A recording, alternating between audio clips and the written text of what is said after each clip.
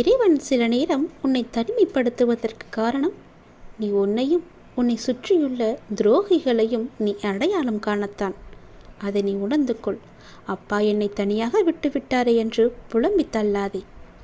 வாழ்க்கையில் நீ அனுபவித்த வேதனை, துயரம் மற்ற எந்த இக்கட்டான நிலையையும் வேறு யாராவது அனுபவித்து கொண்டிருந்தால் அவர்களுக்கு உன்னால் முடிந்த உதவிகளை செய். தர்மங்களிலெல்லாம் தலையாயது உதவிதான்.